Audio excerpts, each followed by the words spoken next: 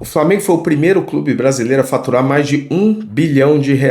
Com todo esse recurso, o Flamengo não para de crescer. Bom, o que vai acontecer com o futebol brasileiro em termos de competitividade com um clube que tem um poder econômico tão grande? O que os adversários podem fazer? O que vai acontecer no futuro com as receitas do Flamengo? O Flamengo vai ganhar tudo dentro de campo? Fica aqui comigo que nesse vídeo eu vou te explicar tudo sobre o que vem por aí neste e nos próximos anos com relação às finanças dos clubes brasileiros, em especial essa trajetória impressionante do Flamengo. Olá pessoal, eu sou Fernando Ferreira, sou fundador da Pluri e estou aqui para ajudar você a entender as finanças do seu clube e do futebol brasileiro. E nesse vídeo de hoje nós vamos falar sobre o clube com as finanças mais poderosas do Brasil, quer dizer, o clube que tem o maior poder econômico, que tem o maior faturamento, a maior receita, tem o melhor resultado, melhor EBITDA, a rigor, um clube que financeiramente está numa situação muito favorável em relação a vários dos seus concorrentes. Esse é o Clube de Regatas Flamengo. Eu vou falar sobre a trajetória, como é que o Flamengo chegou até aqui, chegou de um clube falido em 2012, completamente falido, desmoralizado,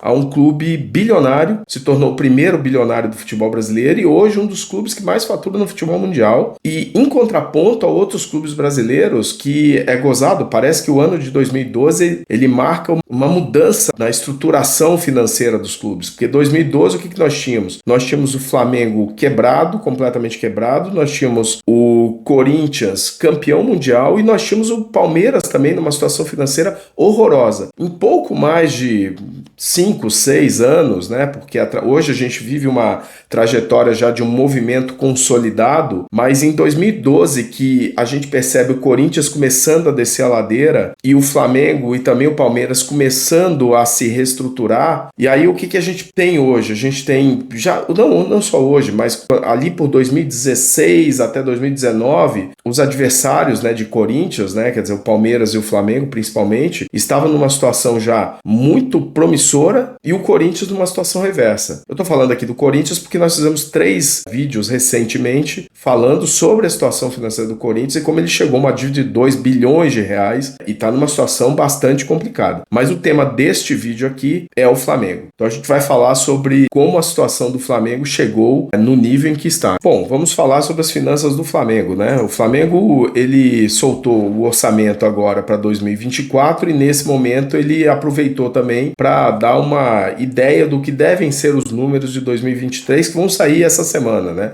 Essa semana a gente vai ter a divulgação do balanço do Flamengo. Eu vou fazer um vídeo aqui quando sair, mas aqui a gente já tem uma prévia do número. O número aponta para receitas totais de 1 bilhão 331 milhões de reais, recorde na história do futebol brasileiro, mais um. O Flamengo é o líder em receitas no futebol brasileiro já há uns 5, 6 anos. Receitas recorrentes de 1 bilhão e 49 milhões, que são aquelas receitas que não incluem, por exemplo, jogadores de futebol, o que já nos diz que no ano passado o Flamengo deve ter feito 280 milhões de reais em receitas com vendas de atletas, que é um número absolutamente impressionante, né? E um superávit de 303 milhões de reais, que é o maior superávit da história do futebol brasileiro. Além de um EBITDA, grosseiramente a receita operacional, receita menos despesas, sem contar juros, amortizações e depreciações, de um EBITDA de 440 milhões de reais. Então são todos números recordes na história do futebol brasileiro. Flamengo em 2023, que não foi um ano espetacular dentro de campo, ele bateu todos os recordes de faturamento. Então ele está numa situação muito favorável. Agora, quem olha o Flamengo de hoje, dos últimos anos, desse recorde todo que a gente vem percebendo, pode pensar que o clube sempre foi assim. Mas a verdade é que há não muito tempo atrás, a situação financeira do clube era completamente diferente. Para a gente entender essa trajetória, a gente precisa voltar ao dia 3 de dezembro de 2012, mais precisamente, à noite do dia 3 de dezembro de 2012, há pouco mais de 11 anos. Já passava das 10 da noite naquele dia, quando foi anunciado que o presidente Eduardo Bandeira de Mello tinha vencido, né, como representante da chapa azul, as eleições, né, com apenas 1.414 votos. Veja, o Flamengo elege o seu presidente e esse presidente é eleito com apenas 1.400 votos. Isso mostra, vamos dizer assim, como os clubes estão sempre à mercê de uma mudança brusca por conta de questões políticas. 1.400 votos elegem o presidente do Flamengo. Pois bem, o Eduardo Bandeira de Mello, naquela noite de 3 de dezembro de 2012, ele pôs fim ao mandato da presidente Patrícia Morim, que foi a última de uma sequência de presidentes que marcaram uma história de crises financeiras em sequência, que fizeram do Flamengo um símbolo de um clube mal gerido que não cumpria seus contratos. Mal pagador, né? Se você voltar um pouco mais no tempo, em 2001, teve aquela famosa frase do Vampeta. O Vampeta tinha sido contratado por Flamengo e ele jogou 16 jogos só, se eu não me engano, em 2001, e ele não foi bem dentro de campo e ele foi questionado, né, pela torcida, questionava ele, e a imprensa foi questionar ele, e numa entrevista ele soltou uma frase que ficou famosa até hoje, né, que é: o Flamengo finge que me paga e eu finjo que jogo. Então isso era uma referência aos atrasos constantes de salário, que era uma marca do clube, era não pagar os salários em dia. Uma outra marca dessa briga, aí sim, já no final desse período terrível, né, período ainda da Patrícia Morim, né, em maio, se eu não me engano, daquele ano, houve um rompimento. O Flamengo tinha contratado o Ronaldinho Gaúcho, 2012, por uma fortuna, um salário absurdo, uma coisa completamente fora da capacidade de pagamento do clube, e houve um rompimento. Foi uma relação muito conturbada, né, muitas brigas, muita polêmica entre Ronaldinho e Flamengo, o que ele fazia fora de campo, aquela coisa toda. Ele brigou com o Flamengo, né, rompeu o contrato e saiu pedindo 40 milhões de reais em verbas não pagas, né, era uma ação que a valores de hoje seria superior a 100 milhões de reais, para você terem uma ideia do tamanho daquele negócio, para um clube que estava numa situação completamente devastadora, né? Bom, qual era a situação do Flamengo em 2012? Era a seguinte, presta atenção nos números. O Flamengo tinha receitas de 212 milhões de reais naquela época. Ele era a sexta receita do Brasil. Olha quem estava na ficha do Flamengo: Corinthians, São Paulo, Inter, Palmeiras e Grêmio. Todos esses clubes faturavam mais que o Flamengo. 212 milhões de reais era o faturamento do Flamengo. Um endividamento líquido de 803 milhões de reais, quer dizer, era uma dívida quase 4 vezes o faturamento do clube, impressionante. Era o maior endividamento do Brasil naquela época, e até hoje, se você corrigir esse valor, esse endividamento seria superior a 2 bilhões e 100 milhões de reais. Quer dizer, provavelmente o endividamento do Corinthians não seria igual ao endividamento do Flamengo, com um agravante. O endividamento do Corinthians, metade dele é pela Arena, ou seja, a Arena é um ativo, gerador de receita, e é um ativo. O Flamengo não, o Flamengo devia 2 bilhões e 100 milhões de reais de dívida sem contrapartida de ativo nem nada, ou seja, o patrimônio líquido do Flamengo era negativo em 424 milhões. Deixa eu explicar para vocês o que significa. Se naquele dia, no final de 2012, decidissem fechar o Flamengo, vamos fechar o Flamengo, então vamos apurar tudo que o Flamengo tem a receber, tudo que o Flamengo tem a pagar, vamos vender todo o patrimônio que o Flamengo tenha, no final ainda faltariam 424 milhões de reais. Você entendeu o tamanho da situação. Esse era o patrimônio líquido negativo maior do Brasil. A despesa financeira líquida do Flamengo naquele ano foi de 52 milhões de reais, também a maior do Brasil. Trazida a valor presente hoje seria muito maior que 100 milhões de reais, né, que é basicamente a do Corinthians hoje. E o resultado daquele ano de 2012 foi um déficit de 63 milhões de reais, que foi também o maior do Brasil. Nessa época, os salários do Flamengo chegavam a atrasar 4 meses. Imagina, 4 meses. A legislação não era a mesma de hoje, que com 3 meses o jogador já sai rasgando tudo. Não, era 4 meses, era um período que o Flamengo chegava a ficar com o jogador com salário atrasado, né? As receitas de marketing eram de apenas 46 milhões de reais. O match day, imagina, sócio-torcedor mais bilheteria, era 19 milhões de reais. O Flamengo tinha menos de 10 mil sócios ativos e a venda de jogadores naquele ano gerou apenas 11 milhões e meio de reais. Quer dizer, olha esses números há uma década atrás e compara com hoje. Como fazer para sair de um cenário catastrófico desse quando aquele grupo assumiu o Flamengo? Bom, a transformação teria que passar basicamente uma mudança brutal, né? Uma mudança radical com o modelo anterior, né? Passando a gerir o Flamengo mais como uma empresa, né? Com base na experiência daquele grupo de profissionais de primeiríssima linha. Melhor grupo que já dirigiu um clube de futebol até hoje é o pessoal que compôs a chapa azul do Flamengo. É a melhor composição executiva de profissionais executivos de altíssimo nível, né? Empresários, né? Que que decidiram assumir o clube naquele momento. Não há nada comparado no futebol brasileiro com o que a gente viu naquela maneira, né? Eduardo Bandeira de Mello teve a candidatura confirmada apenas no final de novembro, um pouco antes, dia 9 de novembro. O candidato à presidência até então era o Valim Vasconcelos, né, que foi impugnado porque ele não tinha os 5 anos de vida associativa no clube, né? O Rodolfo Landim, esse presidente atual do Flamengo, ele era candidato a vice do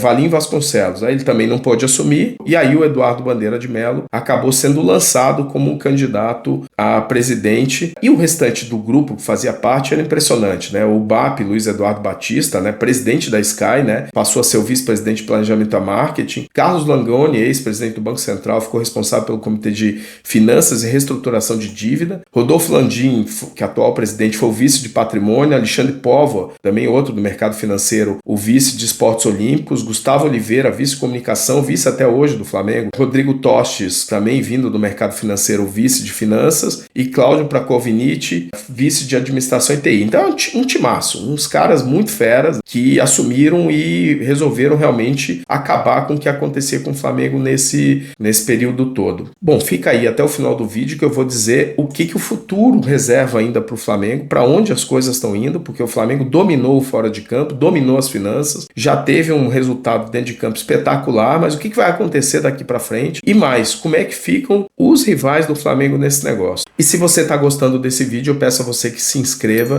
e dê um like, que vocês ajudam a gente a produzir mais vídeos aí sobre o seu clube e os rivais do seu clube também. Bom, vamos lá. Quer dizer, como é que foi a transformação do Flamengo? As medidas iniciais passavam pela criação de 2 comitês, né? Um para gerir o futebol e outro para reestruturar a dívida do clube. Dentre as metas, uma seria trabalhar para que o Maracanã fosse a casa do Flamengo, esse era um objetivo desde o começo, ainda que em parceria com o Fluminense. Outra meta era a recuperação da credibilidade e uma preocupação com o crescimento das receitas, aumento do número de sócio-torcedor, investimento na base, viabilizar receitas com vendas de jogadores. Outro ponto fundamental seria a obtenção das certidões, né? O Flamengo não tinha certidão para nada e sem certidão ele estava sempre tendo bloqueios nas suas contas, penhoras, né, nas contas do clube, né? Esse acordo, e aqui tem um primeiro grande lance que é fundamental. Esse acordo foi possível quando o clube fechou uma negociação com a Adidas, né? Ela foi conduzida pelo BAP e esse contrato foi um contrato de fornecimento de material esportivo num valor de 380 milhões por 10 anos, que era uma coisa que na época para o futebol brasileiro chocou. Ninguém jamais tinha visto um negócio daquele tamanho, era um número impressionante. E aqui veio o grande cartão de visitas daquela gestão em relação ao anterior. Qualquer gestão do Flamengo no ano anterior, nos períodos anteriores, iria pegar esse dinheiro, iria torrar em jogador, em contratação e pagamento de salários além da capacidade de pagamento do clube. A gestão da Chapa Azul, né, não fez isso. O que eles fizeram aqui foi uma demonstração inequívoca de mudança de postura, pois eles usaram a receita inicial deste contrato longo, né, o que viria ali no primeiro ano, para fazer um acordo com a Procuradoria da Fazenda, acertar, repactuar a dívida tributária do Flamengo, que era gigantesca, e com isso poder, vamos dizer assim, ter certidões, parar com as penhoras e ter um mínimo de programação financeira que é para trazer paz na gestão do clube no dia a dia. Bom, no primeiro ano, a receita subiu 30% de cara, o clube já reverteu o déficit, o Flamengo não teve mais déficit, com exceção do ano da Covid, que aí também todo mundo teve déficit naquele ano, mas o Flamengo não teve nunca mais déficit depois daquele ano de 2012. Mas o triênio entre 2013 e 2015 foi um triênio de fortíssimo ajuste, com investimento controlado no futebol, e a trajetória inicial foi muito complicada. Houve um trabalho de fazer com que a torcida se conscientizasse que teria um período de vacas magras dentro de campo para poder o time ser competitivo no futuro. A trajetória foi cumprida à risca e a torcida teve paciência, inclusive no primeiro ano, que foi dramático, né? Porque, por exemplo, o Flamengo, o maior ídolo do Flamengo naquela época era o Wagner Love, que ganhava mais de R$1 milhão por mês na época. Imagina hoje. Seria muito mais de 2 milhões, mais que o Gabigol ou algo parecido, né?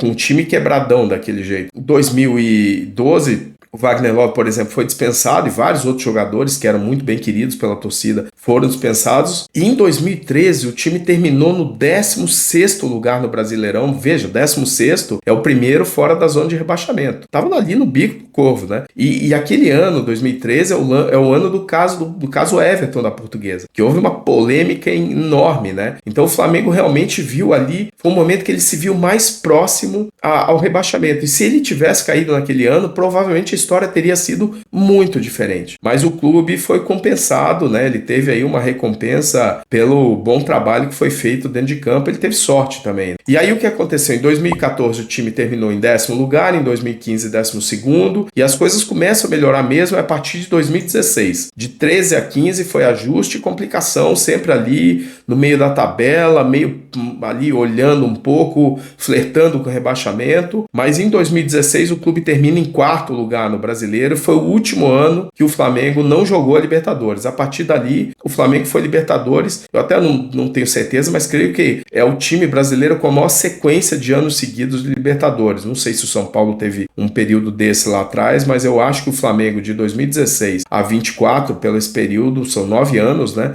Ou 8, né? Porque é 18, 17 que ele jogou. Eu acho que não tem nenhum clube com essa sequência como o do Flamengo, né? Talvez o Palmeiras também. Bom, enfim, nesse ano, os resultados dentro de campo, 16, começam a aparecer e o clube entra num ciclo virtuoso. Um ciclo virtuoso é aquele momento em que o resultado dentro de campo ajuda a melhorar a receita e a receita ajuda a aumentar o investimento e o maior investimento ajuda no resultado dentro de campo. O time está com um ciclo virtuoso instalado, como você pode ver no diagrama da Pluri, em que a gente descreve o que é um ciclo virtuoso no futebol, né? Bom, ele foi 6º lugar em 2017, 2º em 2018, e aí em 2019 é o ano que o clube ganha a Libertadores e ganha o Brasileiro, um atrás do outro, uma coisa impressionante. 2020 volta a ser campeão brasileiro, né? Em 2021 o clube ficou em 2º, vice, né? Aí já numa briga com o Palmeiras, né? Que já vem aí de anos, né? 5º em 2022, 4º em 23, né? Não por acaso, veja, a briga do Flamengo com o Palmeiras dentro de campo refletem dois times que na mesma época se reestruturaram, passaram por períodos complicados e hoje colhem os frutos da reestruturação, né? De 2016 para cá, o clube só acumulou títulos e passou a viver uma rivalidade, né, de conquistas com o Flamengo, com o Palmeiras, como eu falei, e deixou rivais como Corinthians e Vasco muito distante, né? O Vasco, que era um rival que décadas não, né, mas anos anteriores, era o grande rival do Flamengo, principalmente na época do auge do Eurico Miranda, até o início dos anos 2000, né? Ficou para trás, entrou numa crise terrível, tá agora trabalhando para se preocupar, mas ficou aí há anos-luz do Flamengo, né? E o Corinthians passou a ter uma dimensão mais nacional, né? E aí o Flamengo hoje tem essa rivalidade maior aí dentro de campo aí, não, obviamente não é aquela rivalidade da torcida, porque a torcida gosta mesmo da rivalidade com Vasco, Fluminense, Botafogo, mas o que mede a força mesmo tem sido os jogos com o Palmeiras. É óbvio que tem um ano o São Paulo vai melhor, o Atlético Mineiro, o Grêmio aqui e ali, todo mundo mais constantemente, é isso que tem acontecido, né? Agora você pode inclusive aproveitar aí nos comentários e dizer que time você acha que faz mais, terá mais condições de fazer frente ao Flamengo nos próximos anos, né? Quem será o maior concorrente, quem vai superar o Flamengo nos próximos anos, né? Aproveita e escreve aí nos comentários, né? Bom, uma outra maneira de a gente ver a transformação do Flamengo, por exemplo, é sob a ótica de venda de jogadores, né? Que é impressionante, né? Em 2017 o clube faturou 183 milhões de reais em venda de jogadores, né? Que já é aquela operação do Vini Júnior, né? E aí passou todo ano, o Flamengo conseguiu mostrar ao mercado que ele era um grande formador, uma grande vitrine e que ele podia vender os seus jogadores direto para os clubes de primeira linha e não que passassem pelo Porto, pelo Benfica, pelo Valência. Ele poderia colocar já direto e tirar um intermediário e valorizar o seu atleta, né? Mostrar para o mundo que o atleta saía já daqui formado e pronto para jogar nos principais clubes do mundo. Foi isso que mostrou a transferência do Vini Júnior, né? Mas olha esse número que impressionante.